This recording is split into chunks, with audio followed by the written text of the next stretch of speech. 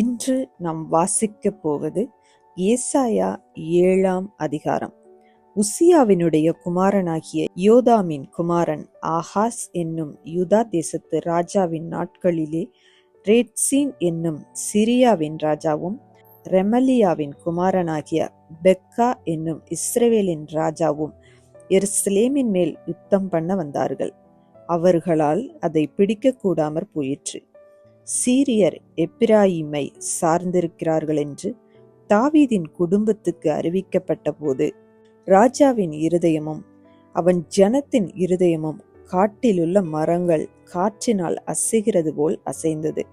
அப்பொழுது கர்த்தர் ஏசாயாவை நோக்கி, நீயும் உன் மகன் சேயார் யாசூபுமாக வண்ணார் துறைவழியிலுள்ள மேற்குளத்து மதகின் கடைசி மட்டும் ஆகாசுக்கு எதிர்கொண்டு போய் நீ அவனை நோக்கி, சீரியர் எப்பிராயீமோடும் ரெமலியேவின் மகனோடும் உனக்கு விரோதமாக ஆலோசனை பண்ணி நாம் யூதாவுக்கு விரோதமாய் போய் அதை நெருக்கி அதை நமக்குள்ளே பங்கிட்டு கொண்டு அதற்கு தபேயாளின் குமாரனை ராஜாவாக ஏற்படுத்துவோம் என்று சொன்னது நிமித்தம் நீ பயப்படாமல் அமர்ந்திருக்க பார்.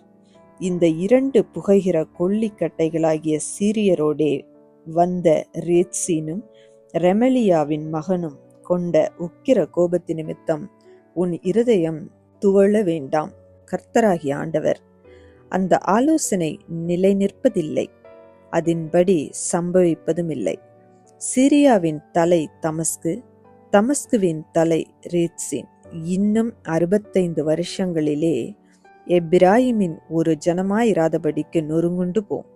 எப்பிராயீமின் தலை சமாரியா, சமாரியாவின் தலை ரெமலியாவின் மகன்.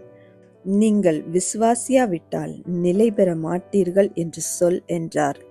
பின்னும் கர்த்தர் ஆகாசை நோக்கி, நீ உன் தேவனாகிய கர்த்தரிடத்தில் ஒரு அடையாளத்தை வேண்டிக்கொள், அதை ஆழத்தில் இருந்தாகிலும் உன்னதத்தில் இருந்தாகிலும் உண்டாக கேட்டுக்கொள் என்று சொன்னார். ஆகாசோ, நான் கேட்க மாட்டேன், நான் கர்த்தரை பரீட்சை செய்ய மாட்டேன் என்றான். அப்பொழுது ஏசாயா, தாவீதின் வம்சத்தாரை கேளுங்கள், நீங்கள் மனுஷரை விசனப்படுத்துகிறது போதாதென்று என் தேவனையும் விசனப்படுத்த பார்க்கிறீர்களோ? ஆதலால் ஆண்டவர் தாமே உங்களுக்கு ஒரு அடையாளத்தை கொடுப்பார். இதோ, ஒரு கன்னிகை கர்ப்பவதியாகி ஒரு குமாரனை பெறுவாள், அவருக்கு இம்மானுவேல் என்று பெயரிடுவாள். தீமையை வெறுத்து நன்மையை தெரிந்து கொள்ள அறியும் வயது மட்டும் அவர் வெண்ணெயையும் தேனையும் சாப்பிடுவார். அந்த பிள்ளை தீமையை வெறுக்கவும் நன்மையை தெரிந்து கொள்ளவும் அறிகிறதற்கு முன்னே நீ அருவருக்கிற தேசம் அதன் 2 ராஜாக்களால் விட்டுவிடப்படும். எப்பிராயீம் யூதாவை விட்டு பிரிந்த நாள் முதல் வராத நாட்களை கர்த்தர் உன்மேலும் உன் ஜனத்தின் மேலும் உன் பிதாவுடைய வம்சத்தின் மேலும் அசீரியாவின் ராஜாவினாலே வரப்பண்ணுவார். அந்நாட்களிலே கர்த்தர் எகிப்து நதிகளின் கடையாந்தரத்திலுள்ள ஈயையும் அசீரியா தேசத்தில் இருக்கும் தேனியையும் பயில் காட்டி அழைப்பார். அவைகள் வந்து ஏகமாய் வனாந்தரங்களில் பள்ளத்தாக்குகளிலும் கண்மலைகளின் வெடிப்புகளிலும் எல்லா முட்காடுகளிலும் மேய்ச்சலுள்ள எல்லா இடங்களிலும் தங்கும். அக்காலத்திலே ஆண்டவர் கூலிக்கு வாங்கின சவரகன் கத்தியினால், அதாவது நதியின் அக்கறையிலுள்ள அசீரியா ராஜாவினால் தலைமயிரையும் கால்மயிரையும் சிறைப்பித்து தாடியையும் வாங்கி போடுவிப்பார்.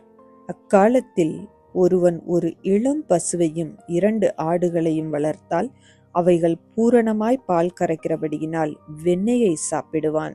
தேசத்தின் நடுவில் மீதியாயிருப்பவனவனும் வெண்ணெயையும் தேனையுமே சாப்பிடுவான்.